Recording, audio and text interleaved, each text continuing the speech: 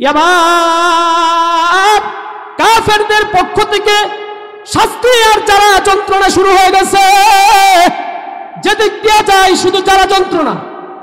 সুমাইয়া রাদিয়াল্লাহু তাআলা আনহা, তার কলিজার টুকরা সন্তান আম্মার বয়স হলো মাত্র 17 থেকে 18 বছর।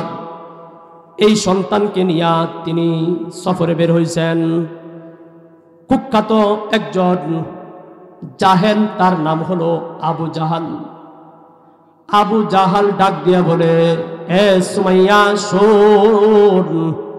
সুমাইয়া রাদিয়াল্লাহু তাআলা আনহাকে বললেন, এ সুমাইয়া শোন, তুই নাকি ঈমানের মার্কা নিয়ে আগায় গেছস, তুই নাকি তোর রবের উপর ঈমান এনেছস। বলে, হ্যাঁ, কি হয়েছে তাতে? আল্লাহর উপর ঈমান এনেছি, যিনি আমাকে সৃষ্টি করেছেন তার উপর ঈমান এনেছি। তো কি হয়েছে? আবু জাহেল বলে, কি হয়েছে দেখ, তামসা দেখ, তামসা। আবু জাহেল সে তো লিডার, তার ক্ষমতা আছে, তার হাতে ক্ষমতা আছে, পিছনে সান্ড ফান্ড আছে। বলতেছে, 2টা খুঁটি নিয়ে আয়।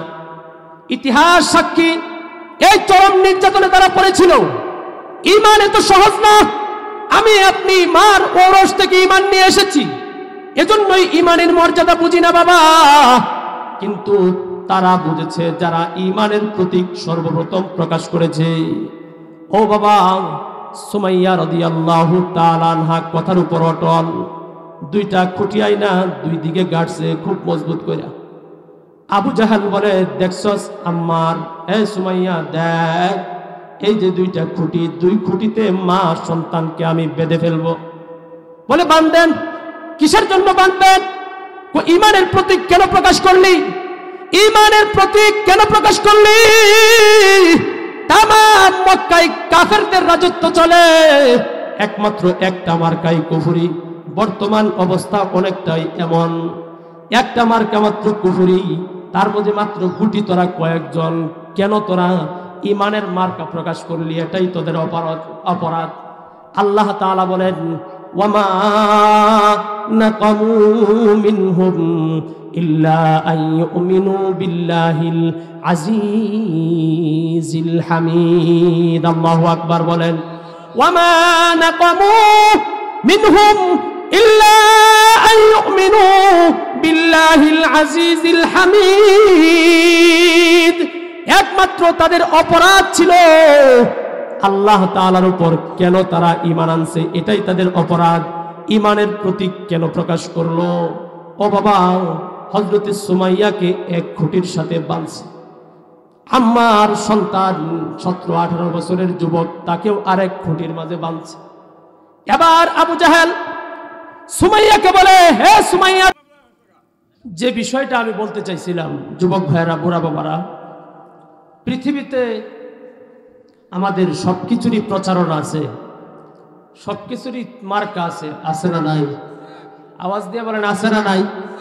এই মাত্র চেয়ারম্যান সাহেব এবং মেম্বার সাহেব যারা ছিলেন, প্রত্যেকেই প্রত্যেকের প্রতীক উল্লেখ করে তারা কিন্তু ভোট চাইছে। কথা কোন ঠিক না? এই মার্কা নিয়ে আমি বিজয় হতে চাই। কিন্তু মুসলমান আর ইমানদার হিসাবে তার আলামত কি হবে? কিয়ামতের দিবসে তার মার্কাটা কি? মুসলমান এবং ইমানদার হিসাবে তার মার্কা হবে ঈমান আর আমল। আওয়াজ দিয়ে বলেন, কি? ঈমান আর। আল্লাহ পাক রব্বুল আলামিন বলেন, সীমাহুম ফি ওজুহিহিম মিন আসারিস সুজুদ।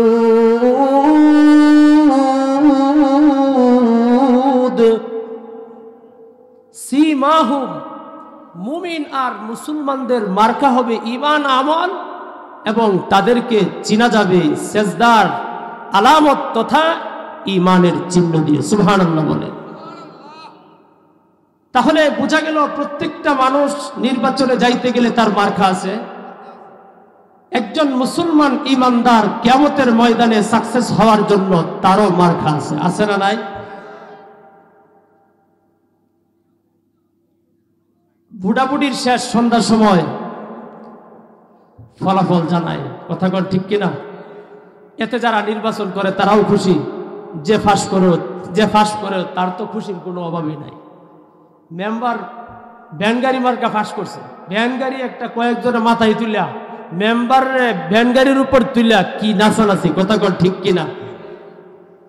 আল্লাহ পাক রব্বুল আলামিন কোরআনে বলেন, وَأَمَّا مَنْ أُوتِيَ كِتَابَهُ بِيَمِينِهِ فَيَقُولُ هَاؤُمُ اقْرَءُوا كِتَابِيَهْ। আমি আল্লাহ পাক রব্বুল আলামিন মুমিন মুসলমানদের প্রতীক হলো ঈমান আর আমল, আর তাদের বিজয় আমি তাদের ফলাফল দিব কিয়ামতের ময়দানে ডান হাতে। সেদিন যে ঈমান এবং আমলের কারণে আমল নামা ডান হাতে পেয়ে খুশি হবে, তার বন্ধু বান্ধব খুশি হবে। সুবহানাল্লাহ। যেই ছেলেটা কোরআনের হাফেজ হয়ে এই সকল মাদ্রাসায় আরবি শিখে আল্লাহর ওলি হইল, সেও খুশি। যে জাগির খাওয়ায়া সহযোগিতা করলো সেও খুশি। যে মাদ্রাসায় দান করে সহযোগিতা করলো সেও খুশি। যে পড়াইলো সেও খুশি, কথা কন ঠিক কিনা? আরো জোরে আওয়াজ দিয়ে বলেন লিল্লাহি তাকবীর, লিল্লাহি তাকবীর। তাহলে বোঝা গেল প্রত্যেকেরই মার্কা আছে, আবার ফলাফল ঘোষণার সময়ও আওয়াজ দিয়ে বলেন ফলাফল ঘোষণার সময়ও আছে। সিস্টেম পুরাটাই। কিন্তু সর্বোপরি কথা হলো আমাদেরকে আল্লাহ পাক রব্বুল আলামিন পৃথিবীতে পাঠিয়েছেন, আমাদের নাম হলো আমরা বান্দা। আওয়াজ দিয়ে বলেন আমাদের পরিচয় কি? বান্দা অর্থ গোলাম। আমরা কিন্তু আজাদ না। আমরা কি না? 16 ডিসেম্বরে বাংলাদেশ স্বাধীন হয়েছে ঠিক, কিন্তু বাংলার মুসলমান বলতে পারবে না যে আমি স্বাধীন, কথা কন ঠিক কিনা?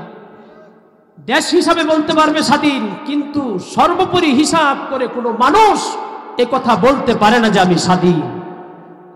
কারণ স্বাধীন হলো হায়ওয়ানাত, পশু পাখি, তারা স্বাধীন, কিন্তু মানুষ হলো আল্লাহর গোলাম হিসাবে পরাধীন, কথা কন ঠিক কিনা?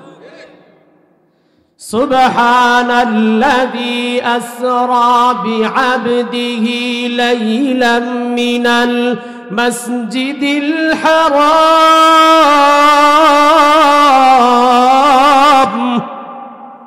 আল্লাহর পয়গম্বর নিজেকে আল্লাহর গোলাম বলে পরিচিতি দিয়েছেন। সুবহানাল্লাহ বলেন। সুতরাং আমরা আজাদ না, আমরা সর্বদিকে চিন্তা করলে আমরা হলাম পরাধীন, আমরা স্বাধীন না, কথা কন ঠিক কিনা? তাহলে যেহেতু পরাধীন না, তাহলে মালিকের কিছু বিধান, যেমন নাকি একজন দোকানের মালিকের কর্মচারীর প্রতি কিছু নির্দেশ থাকে, কথা কন ঠিক না? মাদ্রাসার শিক্ষকের ছাত্রদের প্রতি নির্দেশ থাকে, একজন নেতা তার কর্মীদের প্রতি কিছু নির্দেশ থাকে না? থাকে না? আওয়াজ দিয়ে বলেন থাকে না? থাকে না? আল্লাহ পাক রব্বুল আলামিন বলেন আমিনু কামা আমানান নাস।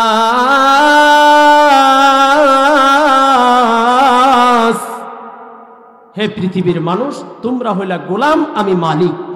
আমার পক্ষ থেকে নির্দেশ, তোমরা তোমাদের সবচেয়ে বড় জিনিস ঈমান, সেটাকে নিজেদের জীবনে বাস্তবায়ন করো। কিভাবে করবে?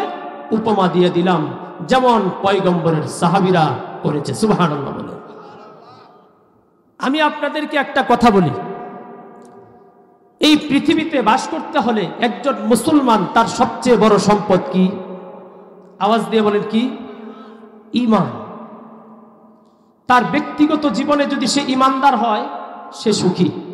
আওয়াজ দিয়ে বলেন ঠিক কিনা? পারিবারিক জীবনে সেই ঈমানকে যদি বাস্তবায়ন করে, সে সুখী।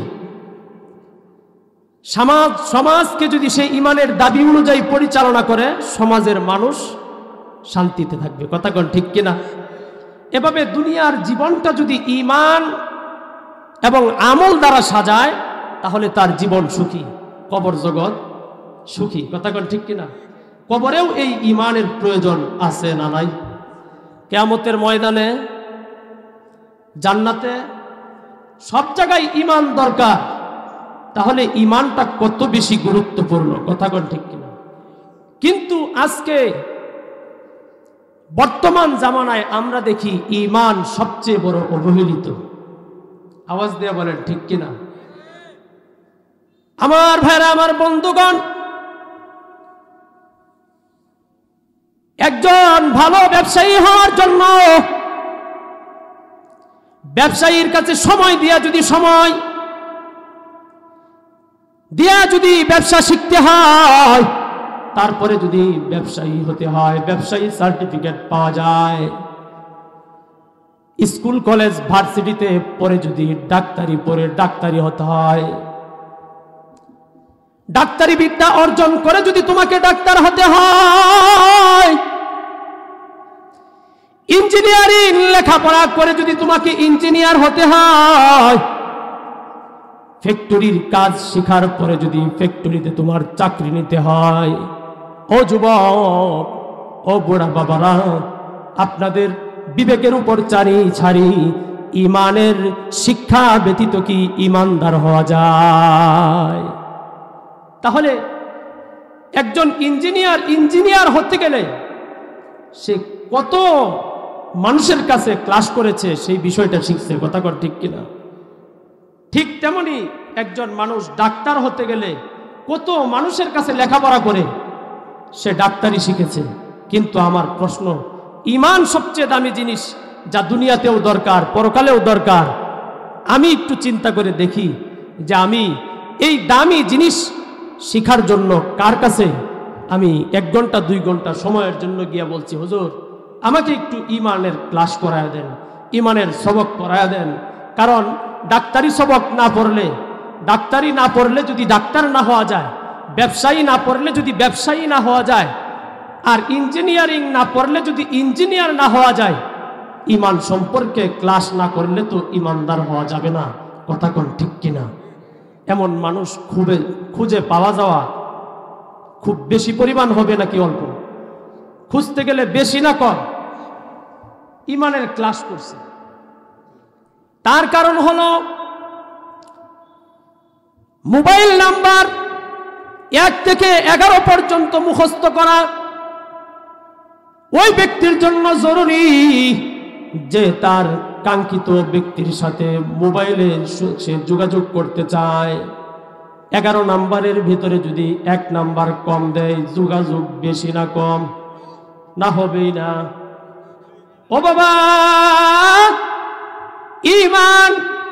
ঈমান সম্পর্কে আমরা জানি, 1টি নয় 2টি নয় 77টি শাখা প্রশাখা ঈমানের আছে। সেই ঈমানের দাবিতে আমি কিন্তু ঈমানদার। ও বাবা, মোবাইলের 11 নাম্বারের একটা যদি ভুল হয়, সংযোগ দেওয়া সম্ভব না, দুঃখিত বলে আপনি বলেন। ঈমানের শাখা প্রশাখাগুলো যদি আমার জানা না থাকে, তার অনুযায়ী যদি আমল না থাকে, তাহলে কি আল্লাহর সাথে সংযোগ সম্ভব না অসম্ভব? আওয়াজ দিয়া বলেন সম্ভব না অসম্ভব? এজন্যে ঈমান সম্পর্কে আলোচনাও কম হয়। ঈমান দামি জিনিস, কিন্তু এ বিষয়টা নিয়ে পর্যালোচনা কম। অন্য বিষয় নিয়ে খুব আলোচনা হয়, ঈমান নিয়েও খুব আলোচনা হয়, কিন্তু তার গভীরে কেউ যায় না। আমরাও এটাকে অবহেলার দৃষ্টিতে দেখি। তার কারণ আমরা তো জন্মসূত্রে মুসলমান। কথা কোন ঠিক কিনা? যেটা নাকি সস্তায় পাওয়া যায় সেটা খাস্তা হয়। কথা কোন ঠিক না? আল্লাহ পাক রব্বুল আলামিন বলেন, তোমরা তো ঈমান পেয়েছো সস্তা, আমিনু কামা আমানান নাস। তাকায়া দেখো আসহাবুর রাসূল, পয়গম্বরের সাহাবীরা কিভাবে কষ্ট করে ঈমানের পর্যায়গুলো শিখেছে, আর ঈমানের উপর অটল অবিচল থাকতে গিয়া তারা কত কষ্ট করেছে। আল্লাহর পয়গম্বরকে আল্লাহ বলেন, আপনার উম্মতকে জানায় দেন, আমিনু, ঈমানদার হওয়ার জন্য আপনার সাহাবীদের জীবনী যেন ফলো করে। সুবহানাল্লাহ বলেন। সাহাবীদের মধ্য থেকে মক্কায় থাকতে সর্বপ্রথম 7 জন এই ঈমানের প্রতীক নিয়ে কাফেরদের সামনে তাদের প্রতীক প্রকাশ করেছে। আমাদের প্রতীক হলো ঈমান, আমাদের প্রতীক কুফরি না। সুবহানাল্লাহ বলে। একজনে কয় আমার প্রতীক ঘোড়া, আরেকজনে কয় আমার প্রতীক নৌকা, আরেকজনে কয় আমার প্রতীক তালাচাবি, আরেকজনে কয় ভ্যান গাড়ি, কিন্তু একজন মুসলমান তার প্রতীক হলো ঈমান। ঠিক কিনা আওয়াজ দিয়ে বলেন? 7 জন মানুষ কাফেরদের সামনে মাথা উঁচু করে আল্লাহর তাওহীদের কথা, ঈমানের প্রতীক নিয়ে সামনে আগায় গিয়েছিলেন। তার মাঝে 1 নম্বর আমাদের পয়গম্বর আল্লাহর হাবিব জনাবে মুহাম্মদুর রাসূল বলেন সাল্লাল্লাহু। 2 নম্বর হযরতে আবু বকর রাদিয়াল্লাহু তাআলা আনহু। 3 নম্বর হযরতে সুমাইয়া। 4 নম্বর ওনার সন্তান আম্মার। 5 নম্বর ঈমানের প্রতীক নিয়ে যিনি আগায় গেছিলেন সুমাইয়া রাদিয়াল্লাহু তাআলা আনহার স্বামী ইয়াসার। 6 নম্বর যিনি ঈমানের প্রতীক নিয়ে কাফেরদের বিরুদ্ধে আল্লাহর তাওহীদের বাণী নিয়ে আগায় গেছিলেন, তার নাম হলো সুহাইব। 7 নম্বর ঈমানের প্রতীক নিয়ে বলছে আমাদের মার্কা কুফরি না। যেমন যারা নাকি আনারস মার্কা দাঁড়াইছে তারা বলে আমাদের মার্কা নৌকা না, যারা নৌকা মার্কা দাঁড়াইছে তারা বলে আমাদের মার্কা কিন্তু আনারস মার্কা না। কথাগণ ঠিক কিনা? যারা ধানের শীষ বলে তারা বলে নৌকা না, নৌকা বলে ধানের শীষ না। এই 7 জন ব্যক্তি তারা বলছিল তামাম মক্কার কাফের কুফার, মালওয়ালা, সম্পদওয়ালা, ক্ষমতাওয়ালা সকলের মার্কা হলো কুফরি, আমাদের মার্কা হলো ঈমান। আল্লাহু আকবার বলেন।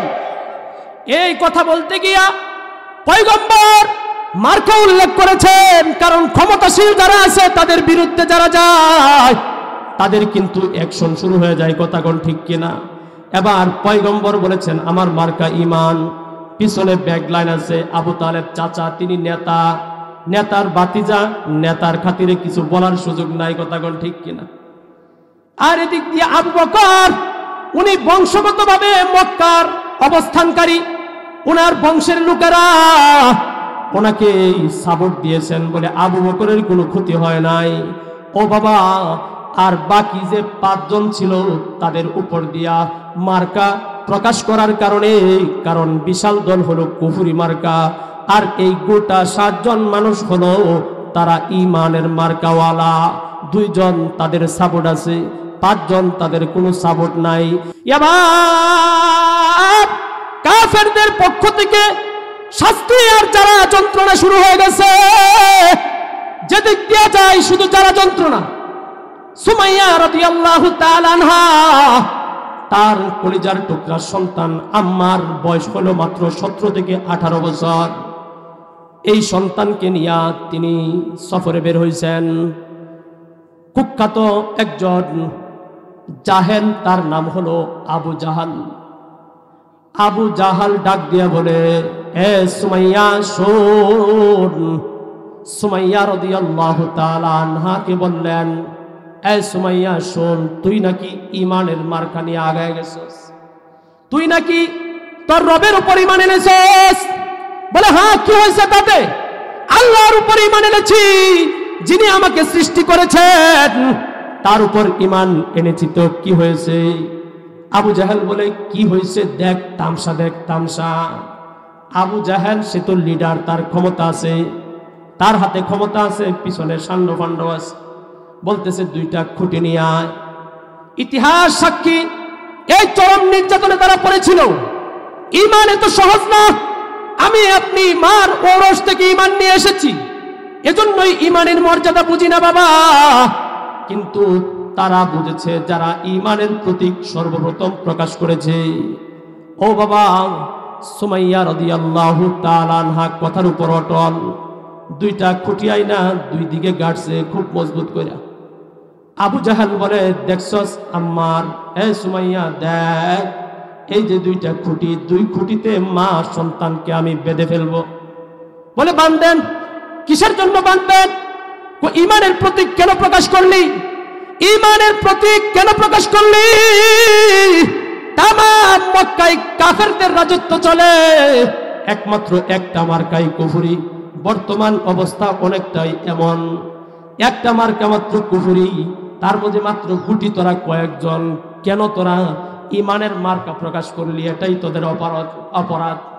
আল্লাহ তাআলা বলেন, ওয়ামা নাকামু মিনহুম ইল্লা আন ইউমিনু বিল্লাহিল আজিজিল হামিদ। আল্লাহু আকবার বলেন, ওয়ামা নাকামু মিনহুম ইল্লা আন ইউমিনু বিল্লাহিল আজিজিল হামিদ।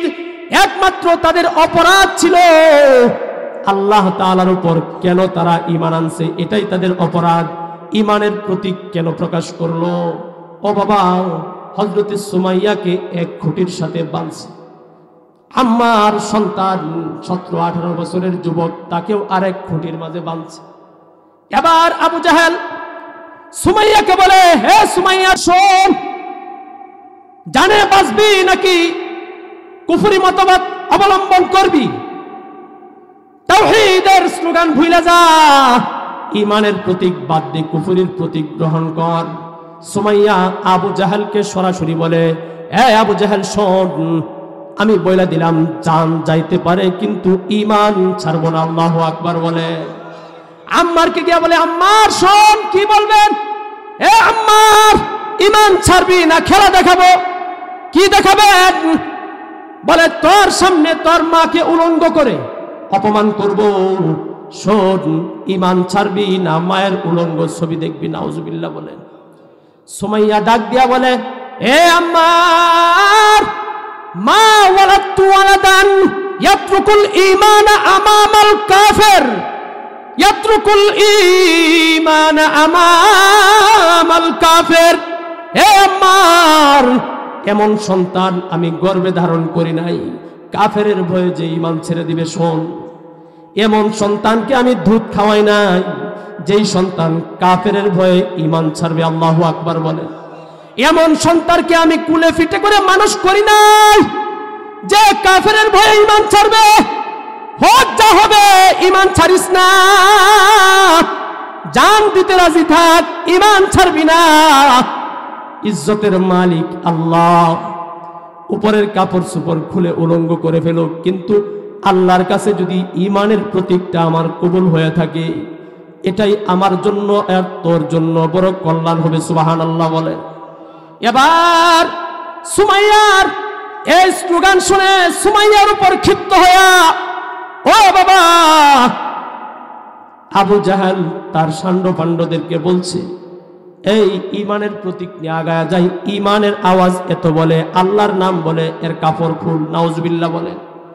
ও বাবা, শেষ পর্যন্ত হযরতে সুমাইয়ার কাপড় খুলে সন্তানের সামনে উলঙ্গ করে দিয়েছে।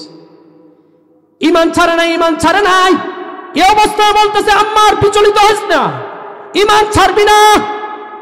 আম্মার তার ঈমানের উপর অটল। মার দিকে তাকায় দেখে শরীরের ভিতরে কোনো কাপড় নাই। এবার আম্মার মাথা নিচ দিকে দিয়া রাখছে। আবু জাহেল বলে, আম্মারের মাথাটা উপরের দিকে উঠায় দে, যেন তার মার উলঙ্গ অবস্থা দেখতে পারে। নাউজুবিল্লাহ বলেন।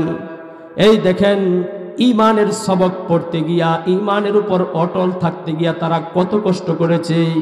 কিন্তু আমি বাবা, শীতের দিন ওযু করে ঠান্ডা পানি দিয়া তাহাজ্জুদ পড়ব, ফজরের নামাজ পড়ব, ঈমানের এতটুকু দাবি দাবাও আমি কিন্তু আদায় করতে রাজি হই না। তাদের শরীরের কাপড় খুলে ফেলেছে, ঈমান ছাড়ে নাই।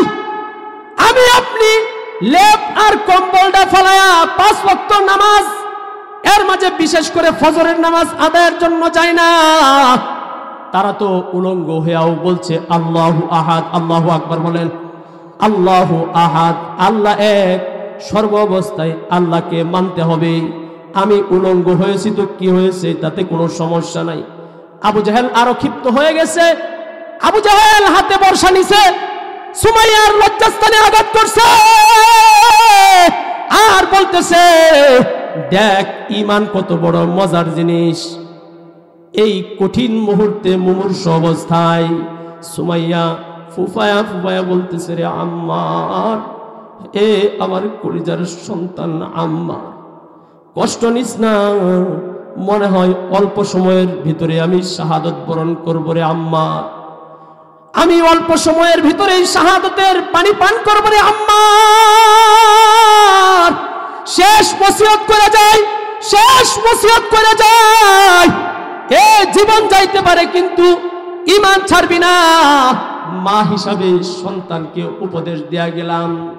আম্মা এর মা সুমাইয়া সর্বপ্রথম ইসলাম গ্রহণের পর মহিলাদের ভিতরে ঈমানের প্রতীককে বিজয় করার জন্য, কালেমার পতাকাকে উড্ডীন রাখার জন্য এ বাবা ইসলাম ধর্মে সর্বপ্রথম তিনি শাহাদত বরণ করেন। আল্লাহু আকবার বলে। কেমন ছিলেন তারা?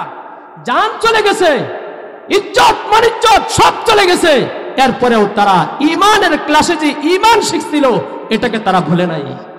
আমি আপনি তো ঈমানের ক্লাসে একদিনও বসি নাই, এজন্যই তো 2 টাকার 5 টাকার একটা সিগারেট দিয়া ঈমান বিক্রি করে দেয়, রোডে গাড়ি আটকায়। কথা কোন ঠিক কিনা? মাছের রাজা ইলিশ, ঘুষের রাজা পুলিশ। মাছের রাজা ইলিশ, ঘুষের রাজা পুলিশ। কই ওয়াজ করবেন? সব জায়গায় ভেজা। এক ইমাম সাহেব কয়েক জায়গায় ইন্টারভিউ দিছে, তার ইমামতি হয় না। এক জায়গায় ইন্টারভিউ দিয়ে হেলাও হয়েছে যে এখন আমি ইমাম সাহেব। বিষয়বস্তু বিষয়ভিত্তিক আলোচনা করব। সমাজের মানুষ ঠিক করার দরকার আছে। মানুষ সুদ খায়, ঘুষ খায়, মদ খায়, গাঁজা খায়, এবা খায়, মাদকের সাথে সম্পৃক্ত। সমাজকে কুলুষ মুক্ত করে কাম হয়েছে নি? সভাপতি সাহেব ওয়াজ কেমন হয়েছে? ওয়াজ তো হয়েছে মিয়া, পুরাটাই তো আমারে কইলেন। দেখছেন না যুবকরা আমার হলে হাসতেছে। এই এলাকার মধ্যে সুদ টিহা লাগাইলে একমাত্র আমি লাগাই। কথা কন ঠিক না? আচ্ছা ঠিক আছে, এই ওয়াজ আজকে তো করছি, আর কোনোদিন করতাম না। দুনিয়াদার এমন কিছু আলেম আছে না নাই? এমন কিছু চাটুকার আলেম বাংলার জমিনে আছে না নাই? যার কারণে আজকে হকপন্থী আলেমেরা তারা ঝামেলায় পড়েছে। হক কথা বলতে গিয়ে এই ধরনের কিছু চাটুকার আলেমদের কারণে আজকে তারা জালে আবদ্ধ, আজকে তাদের কণ্ঠ স্তব্ধ, আজকে তাদের জবান দিয়ে কালেমার কথা, তাওহীদের কথা বলতে পারতেছে না। এ ধরনের কিছু চাটুকার আর রাজস্ব দরবারের কিছু আলেমের কারণে। কথা বলেন ঠিক কিনা? সাবধান, সব জায়গায় কিন্তু ইঁদুর আছে, আছে না নাই? সব জায়গায় আছে। আপনি যে নির্বাচনে দাঁড়াইছেন, সবাই যে আপনার মার্কা নিয়ে লাফালাফি করতেছে, সবাই যে ভোট দিব বিষয়টাও কিন্তু এমন। কথা কোন ঠিক কিনা? এখন দ্বিতীয় জুমা কি করব? এবার মোতালা করে দেখি কোন বিষয়ে আলোচনা করা যায়। ঠিক আছে, সমাজের ভিতরে ঘুষের প্রবঞ্চনা অনেক বেশি। ঠিক আছে, সভাপতি সব তো সুদ খা, এটা জানলাম। এখন ঘুষ নিয়ে আলোচনা করব। যে সরকারি চাকরিজীবী অনেক আছে এখানে, কেউ পুলিশ, কেউ দারোগা, কেউ এসপি, কেউ ওসি, কেউ ডিসি, কেউ সেনাবাহিনীতে চাকরি করে, অনেক সরকারি চাকরিজীবী। তিনি ভাবলেন এই ওয়াজটা করলে হয়তোবা সমাজ ঠিক হবে। শুরু করছেন, শুরু দিয়াই ঘুষের আলোচনা। দেহে দিক দিয়া আপনার সেক্রেটারির মন খারাপ। কি ব্যাপার? গত জুমায় সভাপতি সাহেবের মন খারাপ, আজকে সভাপতি সাহেবের মন ভালা, খুব ওনাকে সুবহানাল্লাহ আলহামদুলিল্লাহ ভালোই শোনা যায়, কিন্তু সেক্রেটারি সাহেব তো কয় না। কি হইল? বলতেছে যে ওয়াজ শেষে, নামাজ শেষে জিজ্ঞাসা, সেক্রেটারি সাহেব কি খবর? ওয়াজ তো পুরাটাই আমারে ধরে দিছে, জানেন না আমি পুলিশ। আওয়াজ দেয়া কর, মাছের রাজা ইলিশ, ঘুষের রাজা পুলিশ। এরপরে তৃতীয় জমা ধরছে মদের আলোচনা। সেখানে গিয়া লাগছে কেশিয়ারের গায়ে। মাস শেষ, বেতন নিব না, কয় ওয়াজ তো পুরাটা আমারে ধরে দিয়েছেন, আপনি জানেন না আমি মাঝে মাঝে কিছু খাই, মাল না খাইলে হয় না। বেতন আপনি সভাপতি আর সেক্রেটারিতে নিয়ে না, আমার কাছে বেতন চাইেন না। এই হলো আজকে সমাজের অবস্থা। কোথায় বলবেন? মলম কোথায় লাগাবেন যদি সারা শরীরে ঘা থাকে? কথা কোন ঠিক কিনা? আল্লাহ পাক রব্বুল আলামিন বলেন, আমিনু কামা আমানান নাস। ও আমার বান্দারা, ঈমান আনো আমার পয়গম্বরের সাহাবীদের মতো ঈমান। পয়গম্বর যে ঈমানের কথা বলেছেন, পয়গম্বরের যে জবান, তোমার তো সেই জবান। পয়গম্বরের উপর আমি ওহী নাজিল করেছি, সাহাবীদের যে জবান, তোমারও তো সেই জবান। তুমি যদি তোমার ভিতরে ঈমানকে লালন করো, তোমার মুখ দিয়েও এমন ভাবে কথা বের হবে, মানুষও শুনবে, পশু শুনবে। সুবহানাল্লাহ বলে। মানুষও শুনবে, পশু শুনবে। বলে যে হুজুর আমার ঘরের স্ত্রী আমার কথা শোনে না। আমি বলবো ঈমানদারের আচরণ আপনার স্ত্রীর সাথে আপনি করেন না। ঈমানদারের আচরণ আপনার স্ত্রীর সাথে আপনি করেন না, এজন্য আপনার স্ত্রী আপনাকে মানে না।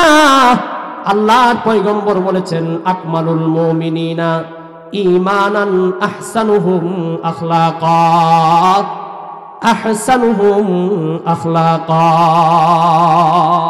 পরিপূর্ণ ঈমানদার সেই যার আখলাক ভালো, যার চরিত্র ভালো। তাহলে ঈমানদার হওয়ার পরেই চরিত্র ঠিক করতে হবে। কথা কোন ঠিক না? কারণ অনেক হাজি সাহেব আছে, লোকটা হাজি কিন্তু চরিত্র ভালো না। লোকটা কয়েকবার হজ করে আসছে কিন্তু জবান ভালো না। বলে হাজি সাহেব কেমন? লোকটা তো ভালোই কিন্তু মুখ ভালো না, হাতের সেন্টার ঠিক নাই, যারে ইচ্ছে তারে লাগা দেয়। কারণ আল্লাহ সম্পদ দান করেছে। কথা কোন ঠিক কিনা? আল্লাহর পয়গম্বর বলেন এগুলো করবে না, আখলাক ঠিক করো। ঈমান, ঈমানের দাবির মধ্যে এক নাম্বার দাবি হলো আখলাক ঠিক করো, পরিপূর্ণ ঈমানদার হও। ও বাবা, আল্লাহর পয়গম্বর বলেন আকমালুল মুমিনিন, পরিপূর্ণ ঈমানদার তখনই হবে যখন তোমার চরিত্রটা পয়গম্বরের চরিত্রের মতো করবে। সুবহানাল্লাহ বলে। এক লোক আল্লাহর পয়গম্বর সাল্লাল্লাহু আলাইহি ওয়াসাল্লামের জীবনী ইতিহাস তালাশ করে দেখেন। রাসূল সাল্লাল্লাহু আলাইহি ওয়াসাল্লাম যুদ্ধের ময়দান থেকে আসতেছেন, সাহাবীরাও সাথে। হঠাৎ তিনি ক্লান্ত শ্রান্ত হয়ে এক জায়গায় বললেন, ও সাহাবীরা, তাইবতু ওয়া তাইবতুম আইদা, তোমরাও খুব ক্লান্ত হয়ে গেছো, আমিও ক্লান্ত হয়েছি। আপনারাও যেমন বৈশা থেকে দীর্ঘ সময় ক্লান্ত হয়ে গেছেন না? অনেকে চলে গেছে, অনেকে বৈশা রয়েছেন। যারা বৈশা আছে আল্লাহ তাআলা সবাইকে জান্নাতি জিন্দেগি দান করেন, সকলে বলে আমিন। যারা চলে গেছে দুনিয়ার হাজতে আল্লাহ তাআলা তাদেরকেও হেদায়েত দান করেন, সকলে বলে আমিন। এই যে আপনারা মজলিসের সৌন্দর্যতা ধরে রাখছেন, আমরা আপনাদের জন্য দোয়া করি কিয়ামতের দিন আপনাদের বিপদ মুহূর্তে যেন আল্লাহ, আপনাদের জীবনের বিপদ মুহূর্তে আল্লাহ তাআলা যেন সহযোগী হয়, যেভাবে এই মাহফিলের ভাঙ্গা ক্রান্তিকালে আপনারা সহযোগী হলেন। জোরে বলেন আমিন। পয়গম্বর ডাক দিয়া বলেন, ও সাহাবীরা শুনো, অল্প সময় এখানে বিশ্রাম করব। সাহাবীরা বললেন, ইয়া রাসূলুল্লাহ, বিশ্রাম করা যায়। আল্লাহর পয়গম্বর সেখানে তিনি বসে গেলেন। ভাবলেন ওই যে গাছটা দেখা যায় তা সেটার নিচে বসি, ওই গাছের নিচে বসা যায়। পয়গম্বর ইস্তাজাল্লা বিশাজারাতিন, একটি গাছের নিচে গিয়া ছায়া তুলে তিনি শুয়ে পড়লেন। আর হাতের তরবারিটা আল্লাকা বিশাজারাতিন, ওই গাছের মাঝে ঝুলাইয়া তিনি শুয়ে পড়ছেন। একজন ইহুদি আয়েশা দেখে পয়গম্বর ঘুমায় আছে, পয়গম্বরের সাহাবীরাও ঘুমায় আছে। ইহুদি বলতেছে, ভাবতেছে এই মুহাম্মদকে মারার জন্য যুদ্ধে মানুষ যায়, মুহাম্মদকে মারার জন্য আমাদের সবকিছুর প্রিপারেশন। আজকে মুহাম্মদ ঘুমায় আছে, সবচেয়ে বড় চান্স হলো তাকে হত্যা করার। তরবারিও আছে, মুহাম্মদও ঘুমায় আছে, তার সাহাবীরাও ঘুমায় আছে। এবার এই লোকটা তরবারি নিয়ে কিতাবে আসছে, কোন কোন বর্ণনায় আসছে পয়গম্বরের বুকের উপর বসে গেছে। নাউজুবিল্লাহ বলেন। আল্লাহর পয়গম্বর যার শরীরে মাছি বসা পর্যন্ত হারাম, তার শরীরের উপর যখন বসছে আল্লাহর আরশে ধাক্কা লাগছে, এই ইহুদি বেয়াদব, কি করলি তুই? পয়গম্বর জাগ্রত হয়ে গেছেন। এবার ইহুদি ডাক দিয়ে বলতেছে, ইয়া মুহাম্মদ মান মানাকা মিন্নি, হে মুহাম্মদ, আজকে বলেন আমার হাত থেকে আপনাকে কে বাঁচাবে? একজন ঈমানদারের দাবি, একজন ঈমানদারের প্রতিবাদ কোন জবানে হবে দেখেন। আমি আপনিও যখন বিপদে পড়ব তখন কোন ভাষায় আল্লাহ পাক রব্বুল আলামিনের দরবারে কার বিরুদ্ধে প্রতিবাদ কিভাবে করা যায়? ইহুদিকে আল্লাহর পয়গম্বর বলেন আল্লাহ, জোরে আওয়াজ দিয়ে বলেন আল্লাহ, আওয়াজ দিয়ে বলেন আল্লাহু আকবার। ইয়াহুদি যেই মাত্র পয়গম্বরের জবান দিয়া আল্লাহ শব্দের আওয়াজ শুনছে, ইয়াহুদের শরীরের ভিতরে কাঁপুনি সৃষ্টি হয়ে গেছে, শরীর আস্তে আস্তে নিস্তেজ হয়ে গেছে। মানুষ প্রেসারে স্ট্রোক করলে যেমন শরীর আস্তে আস্তে দুর্বল হইতে থাকে, ওই ইয়াহুদি আল্লাহু আকবারের ধ্বনিতে আস্তে আস্তে এমন ভাবে নিস্তেজ হইল, হাদিস শরীফে আসছে তার হাত কাঁপতে কাঁপতে নিচে তরবারিটা পড়ে গেছে। এবার পয়গম্বর ওই ইয়াহুদিকে দেখলেন তে আস্তে করে শুয়েও গেছে। পয়গম্বর ডাক দিয়ে বলেন, ইয়াহুদি, ও ইয়াহুদি শোন, আল-আন মান মানাআকা মিন্নি, এখন কে তোকে আমার হাত থেকে বাঁচাবে? এবার ইয়াহুদি ডাক দিয়ে বলে, ইয়া মুহাম্মদ, আপনি ছাড়া তো আর কেউ নাই আমাকে বাঁচাবার মতো, আপনাকে হত্যা করার জন্য আমি রেডি ছিলাম, সেখান থেকে আপনি আমাকে হত্যার সুযোগ পেয়েছেন, বাঁচার কোনো উপায় নাই, একমাত্র আপনি আমাকে বাঁচাতে পারেন। এটা শিরিক। এটা কি? কোনো মানুষের কাছে গিয়ে যদি মানুষ বলে, নেতা বিপদে পড়ছি, আপনিই মাত্র বাঁচাতে পারেন, আর কেউ নাই, শিরিক। এজন্যই বললাম ইমানের ক্লাস করি নাই, এজন্য মাথায় টুপি আছে, মুখে দাঁড়িয়ে আছে, গায়ে জামা আছে, কিন্তু ভিতরে কোন কথার কারণে ঈমান চলে গেছে, কোন কথার কারণে ঈমান দুর্বল হয়ে গেছে সেটা আমার জানা নাই। কথা কোন ঠিক কিনা? এজন্য বর্তমান জামানায় অনেক মানুষ নামাজি কিন্তু ঈমানদার না, অনেক মানুষ হাজি কিন্তু ঈমানদার না, অনেক মানুষ কিন্তু তাহাজ্জুদ গুজার এরপরে হচ্ছে ঈমানদার না। তার কারণ কোন কথায় ঈমান যায়, কোন কথায় ঈমান দুর্বল হয় তার জানা নাই। জীবনে হয়তোবা এমন একটা কথা বলে ফেলেছে যেই কথা বলার সাথে সাথে না জানা সত্ত্বেও তার ঈমানটা চলে গেছে। কথা কোন ঠিক কিনা?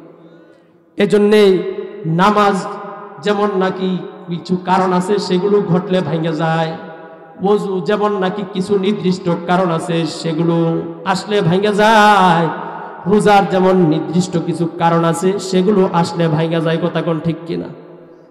হজেরও নির্দিষ্ট কিছু কারণ আছে, সেগুলো হজের ভিতরে আসলে হজ ভেঙে যায়।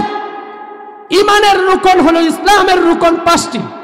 1 নাম্বার হলো কালেমা, ইমান, নামাজ, রোজা, হজ, যাকাত। ইমান ছাড়া বাকিগুলোর মোটামুটি আমরা জানি কোন কাজ করলে কোনটা ভাঙে। ও বাবা, তুমি তালাশ করে দেখেছো নামাজ ভাঙ্গার কারণ কয়টা, ওযু ভাঙ্গার কারণ কয়টা, রোজা ভাঙ্গার কারণগুলো কি কি? কিন্তু তুমি তো হতভাগা, জানো না ঈমান ভাঙ্গার কারণ কয়টি। কথা কোন ঠিক কিনা? পয়গম্বরকে ডাক দিয়ে বলে, এ মুহাম্মদ, আপনি ছাড়া এখন আমাকে বাঁচানোর মতো আর কেউ নাই। পয়গম্বর বলে, ইহুদি চুপ কর, এই কথা আর বলবি না, চুপ কর, আস্তে আস্তে কথা বল। উমর শুয়ে আছে, যদি জানে আমাকে মারতে আসছস তাহলে তোর গর্দান তোরে নাজিগায়ে উড়ায় দিব। কথা কোন ঠিক কিনা? এই পয়গম্বরী আখলাক, ইমানি আখলাক। পয়গম্বর বললেন, আস্তে আস্তে তোমার বাড়ির দিকে তোমাকে চলে যাও, তোমাকে আমি মারবো না। সুবহানাল্লাহ বলেন। তিনি ভাবলেন মারলে কি হবে, হয়তোবা তার কপালে তওবাও নসিব হইতে পারে, সে ইমানের এই কুফরির প্রতীক ছাইরা ইমানের প্রতীক গ্রহণ করে মুমিন হয়ে যাইতে পারে। সুবহানাল্লাহ। পয়গম্বরী আশাই ছেড়ে দিলেন আর বললেন, আস্তে আস্তে যা, পায়ের আওয়াজ যেন সাহাবীরা না শুনে। এই ইহুদি লোকটা পয়গম্বরের এই আখলাক দেখে বাড়ির দিকে রওনা হয়ে যায়। কওমকে গিয়া বলে, আইয়ুহাল কওম, হে আমার জাতি গোষ্ঠী শোনো, কাকে মারার জন্য তোমরা দৌড়াও? ইমানওয়ালা প্রতীক মুহাম্মদকে মারার জন্য কুফরি প্রতীক নিয়ে দৌড়াও। নাউজুবিল্লাহ বলেন। না না না, এই প্রতীক তো এটা বিজয়ের প্রতীক, ইমানের প্রতীক, দুনিয়াতে বিজয়ের প্রতীক।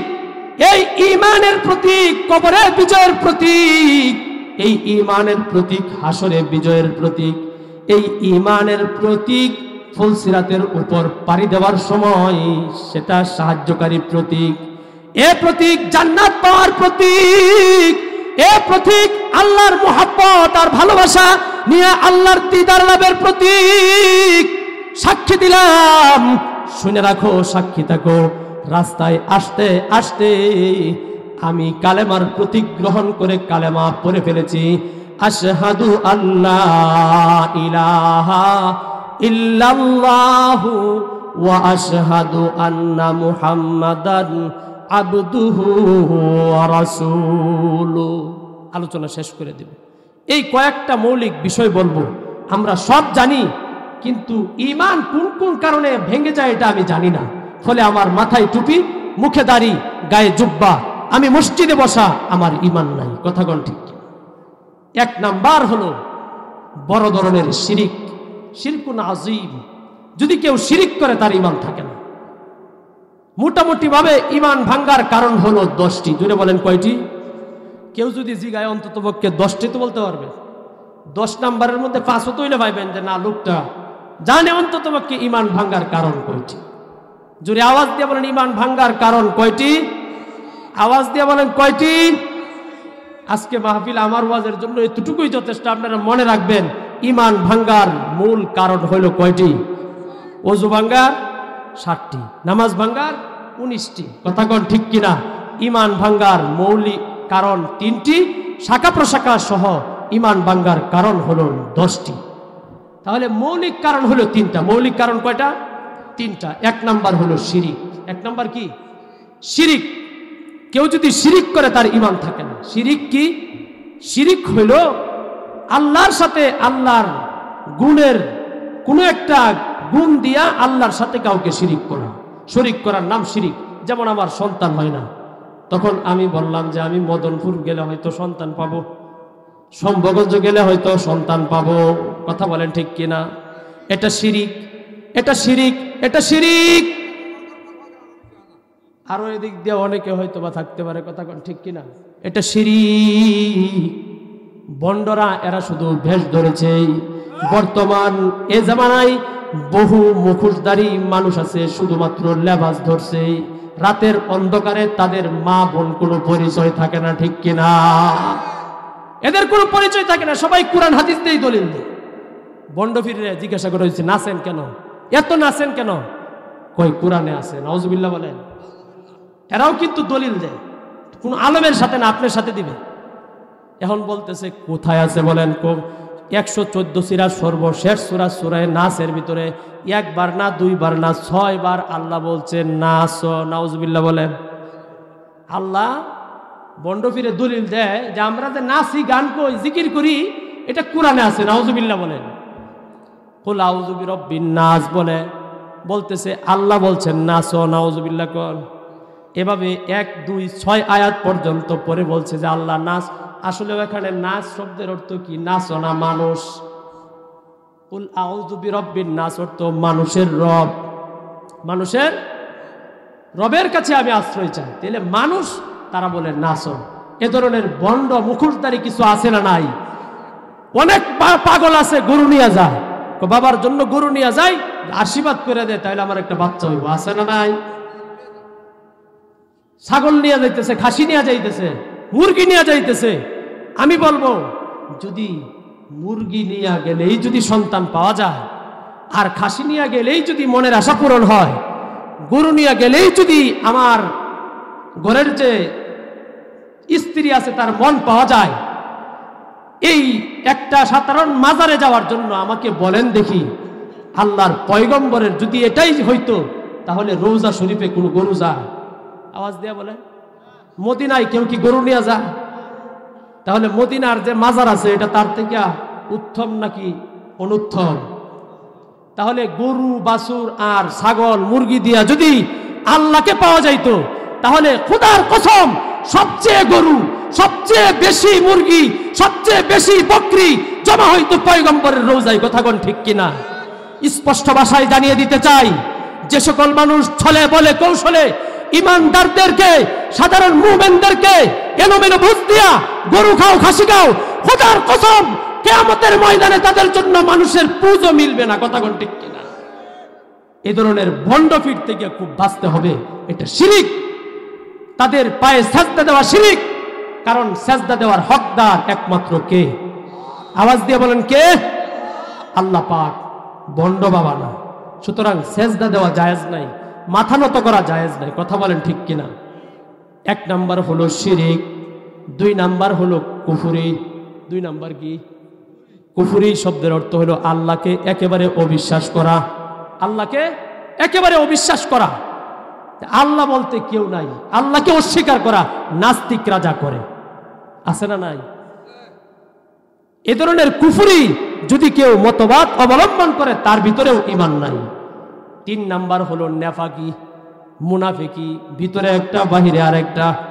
ভিতরে কয় উপর দিয়া কয় নৌকা নৌকা, ভিতরে কয় ধানের শীষ। জবান দেয়া বলে ধানের শীষ, ভিতরে কয় নৌকা। মুনাফিক। কথা কোন ঠিক কিনা? জবান দিয়া বলে হুজুর যান, মসজিদে আইতেছি, মাহফিলে লেখা গেছে 5000 দিব, কিন্তু টাকা দিতে গেলে বলে না, একটু কয়েকদিন পরে। নেফাকি। কথা কোন ঠিক কিনা? তাবলীগের নাম লিখিয়েছে 3 দিনের জন্য যাবে, নাম ফুটানোর জন্য মসজিদে নাম লেখায়, কাজের সময় যায় না। নেফাকি। এ ধরনের মুনাফিকি করব না, ঈমান থাকে না। বিশেষ করে এই 3টা কাজ থেকে যদি আমরা বাঁচে থাকি, আমাদের ঈমান হেফাজতে থাকবে। আল্লাহ তাআলা বলেন আমিনু কামা আমানান নাস, আমিনু কামা আমানান নাস। সাহাবীরা যেমন ঈমান এনেছে, তেমন ঈমান যদি তোমরা আনতে পারো, আল্লাহর পয়গম্বর বলেন আল্লাহ তাআলার নির্দেশ, তোমরা সফল কাম হইবা। ঈমান আমার ভিতরে আছে না নাই, এটাও কিন্তু কোনো সময় টাচ দেও দেখি না। এই কথা বললেই আবার আলোচনা শেষ করতেছি। সাহাবীরা তারা আমাদের থেকে মজবুত ঈমানওয়ালা ছিল না দুর্বল? আওয়াজ দিয়ে বলেন মজবুত না দুর্বল? কিন্তু তাদের ভিতরে সবসময় ফিকির থাকতো, কি ব্যাপার, আমার ভিতরে ঈমান আছে না নাই। ক্যাশের মাঝে 1 লাখ টাকা রাখলে দৈনিক ম্যানেজারকে বলেন যে 2 বার মিনিমাম গণবা, ক্যাশ ঠিক আছে না নাই। কথা কোন ঠিক কিনা? ম্যানেজারকে তুমি বলো যে ক্যাশ ঠিক আছে নাকি, সকালে গণবা আবার রাত্রে গণবা, লেখা যাইবা।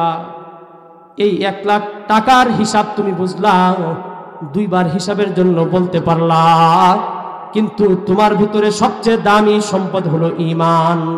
সারা 24 ঘন্টার ভিতরে 1 সেকেন্ড ফিকির তোমার নাই, ভিতরে আমার ঈমান আছে না নাই। কথা কোন ঠিক কিনা? তাহলে বোঝা গেল ঈমান সম্পর্কে আমরা উদাসীন। আবু বকর রাদিয়াল্লাহু তাআলা, মুসলিম শরীফের রিওয়ায়াত, হযরত আবু বকর রাদিয়াল্লাহু তাআলা হঠাৎ হানজালা রাদিয়াল্লাহু তাআলার সাথে দেখা।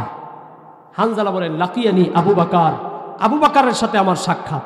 সাহাবীরা নিজেরা সবসময় ঈমানের ফিকির করতেন, দৈনিক কয়েকবার আমার ভিতরে ঈমান আছে না নাই। সুবহানাল্লাহ বলেন।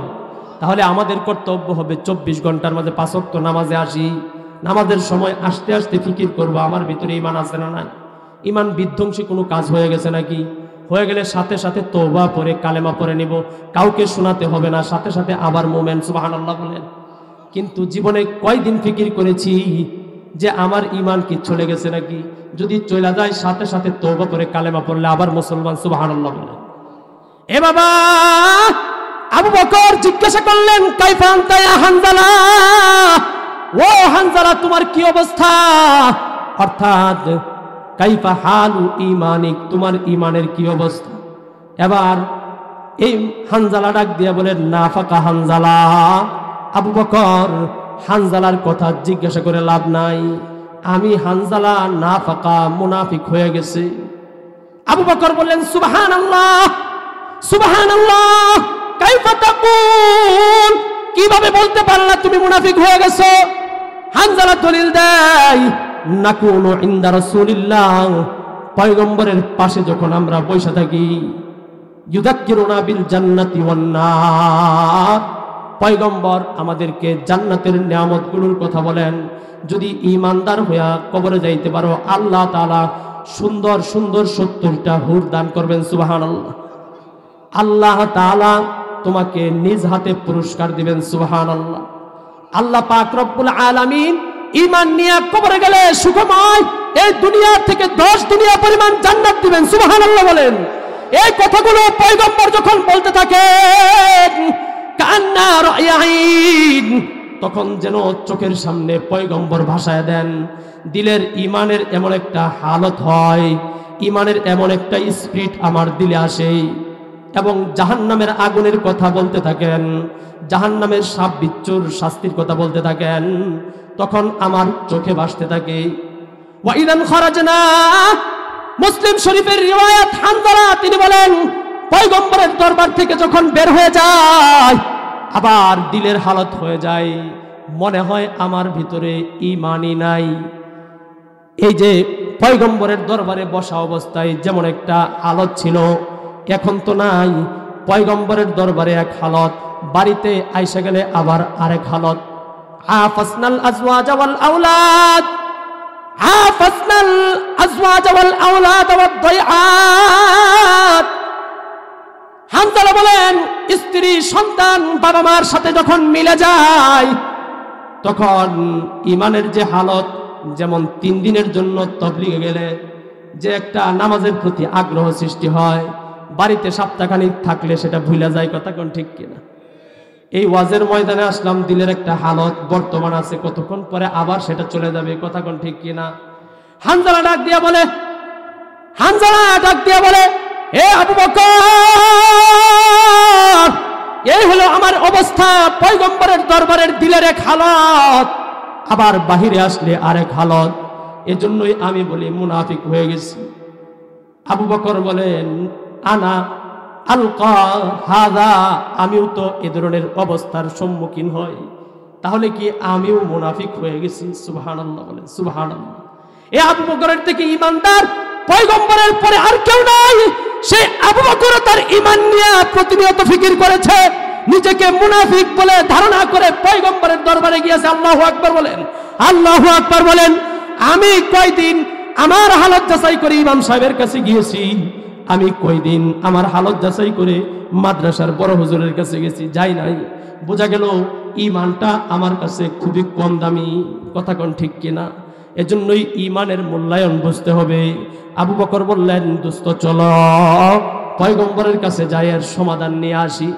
এরপরে হানজালা আবু বকর দুজন মিলে ঈমানের হালত প্রকাশের জন্য, এ পয়গম্বর, ঈমানের যে সবক আপনি আপনার দরবারে শিখা দেন, ওই সবক তো সেখানে শিখি, আবার যখন বাড়িতে আসি সবক ভুলে যায়, কি করব?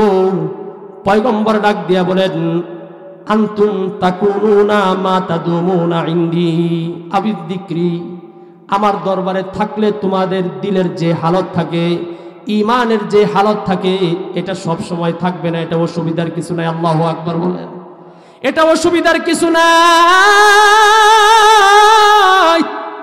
পেরেশানির কিছু নাই। কিন্তু শিক্ষণীয় বিষয় হলো তারা তো ঈমানের ফিকির নিয়ে পয়গম্বরের কাছে গেছিল, কিন্তু আমি আপনি যাই না।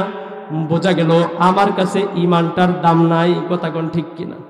100 টাকা হারায় গেলে কত মানুষের কাছে জিগাই, 1000 টাকার একটা নোট হারায় গেলে আবার সেই তারাকাদাম পর্যন্ত হাইটা হাইটা খুঁজি, ঠিক কিনা?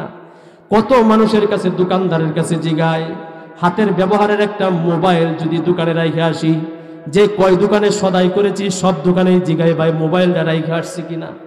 ও বাবা, ইয়াশারের নামাজ যে তুমি পড়ো না, ফজরের নামাজ পড়ো না, দিলের ভিতরে কামড় দেয় না, একটু হতো আল্লাহর কাছে বলো না, আল্লাহ ফজরের নামাজটা হারায় ফেলছি, কাজা আদায় করলাম, মাফ করে দাও, ফজরের নামাজের সবটা আমাকে দিয়া দাও।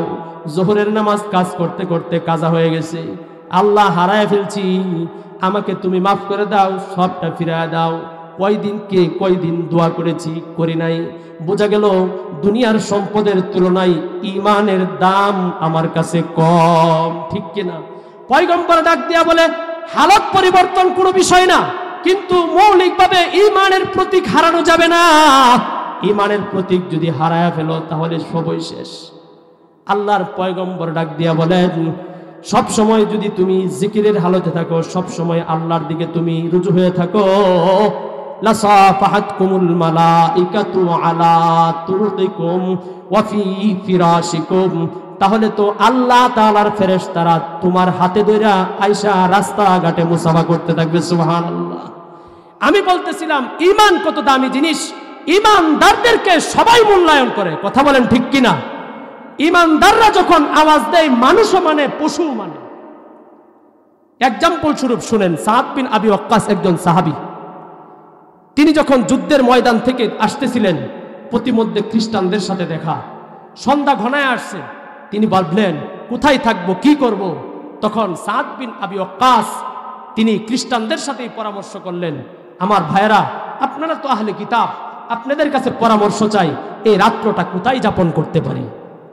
চাওয়ার পর খ্রিস্টানরা ভাবল মুসলমানদেরকে ধ্বংস করার একমাত্র সুযোগ এটাই, কারণ এদের ঈমান হলো প্রতীক, তাদের প্রতীক হলো ঈমান।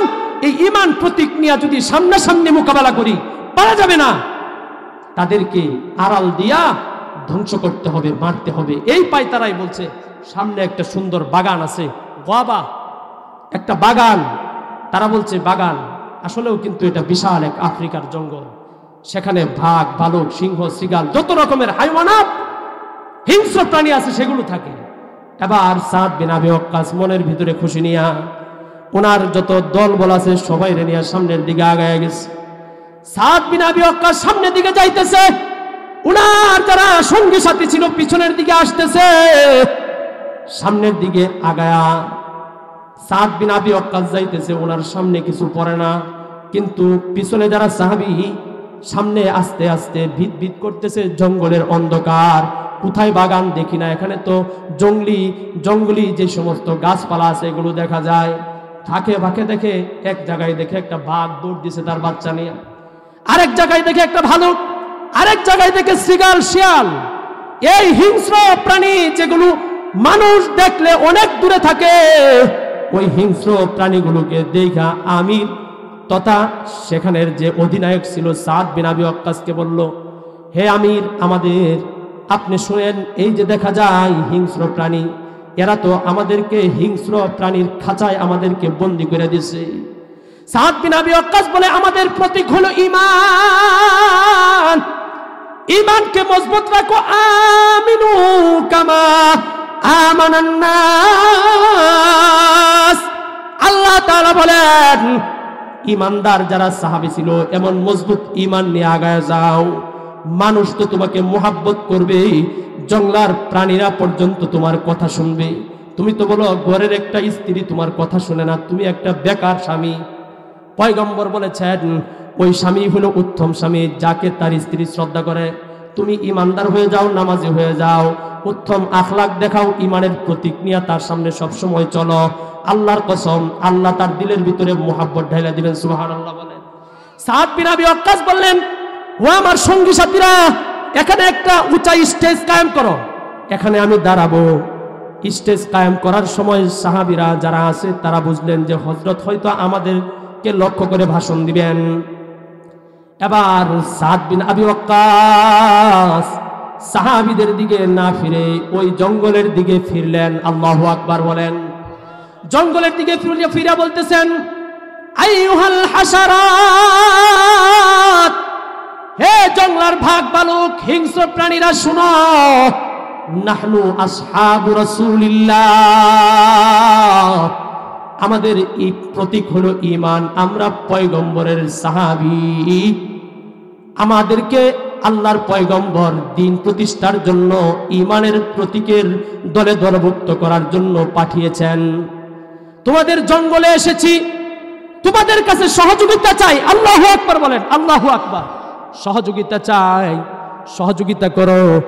উখরুজু আন হাদিহিল গাবা, এই জঙ্গল থেকে তোমরা বের হয়ে যাও। সুবহানাল্লাহ বলেন। এই জঙ্গল থেকে তোমরা বের হয়ে যাও, আমরা এখানে বাস করব, জঙ্গল থেকে বের হয়ে যাও। আর যদি বের না হও তাহলে কিন্তু তোমাদেরকে যথোপযুক্ত শাস্তি দেব। সুবহানাল্লাহ বলেন। এটা কিসের জোরে? ঈমানের জোরে। কথা বলেন ঠিক কিনা? যেই মাত্র এই কথা বলতে দেরি হয়েছে, ভাগ তার বাচ্চাগুলো নিয়ে আস্তে আস্তে করে জঙ্গল খালি করে দিছে। আল্লাহু আকবার বলে। সিংহ তার বাচ্চা নিয়ে আস্তে আস্তে করে জঙ্গল খালি করে দিছে। শিয়াল, যত রকমের হিংস্র প্রাণীগুলো আছে সবগুলো তাদের বাচ্চা নিয়ে অল্প সময়ের ভিতরেই জঙ্গল খালি করে বুঝাই দিল, হে ঈমানের প্রতীকওয়ালারা, তোমাদেরকে মানুষরা শ্রদ্ধা করে না, আমরাও শ্রদ্ধা করি। তোমাদের প্রতি কি শুধু ঈমান না, আমরা জংলার প্রাণী হলে কি হবে, আমাদের প্রতীকও হলো ঈমান। আল্লাহু আকবার বলেন। আমিনু কামা আমানান নাস, আল্লাহ তাআলা বলেন সাহাবীদের মতো ঈমান আনো। তাহলে আল্লাহ বলেন উলাইকা আলা হুদাম মির রাব্বিহিম ওয়া উলাইকা হুমুল মুফলিহুন। আল্লাহু আকবার বলেন। সাহাবীদের মতো ঈমান যদি লালন করো আর প্রতিনিয়ত ঈমানের বিষয়গুলো অল্প অল্প করে জেনে সেগুলো নিজের ভিতরে ধারণ করো, সবগুলো যদি মানতে নাও পারো উসিলা তালাশ করো। সবসময় নিজের ভিতরে শোয়ার সময় বালিশে মাথা লাগায় ফিকির করো যে সারাদিন কোন কোন কাজ করলাম, ঈমান কি আমার চলে গেছে কিনা। যদি যায় থাকে সেখানে শুয়াই ইস্তেগফার পড়ো, কালিমায়ে তয়্যিবা পড়ো, লা ইলাহা ইল্লাল্লাহু মুহাম্মাদুর রাসূলুল্লাহ। কোন হুজুরের হাত ধরে পড়তে হবে বিষয়টা এমন না। সেখানেও যদি আমি তওবা পড়ে কালেমা পড়ে নেই তখনই আমি মুসলমান। সুবহানাল্লাহ। আল্লাহ পাক রব্বুল আলামিন আমাদেরকে এই বিষয়গুলো জানা বোঝার তৌফিক দান করেন। সকলে বলি আমিন।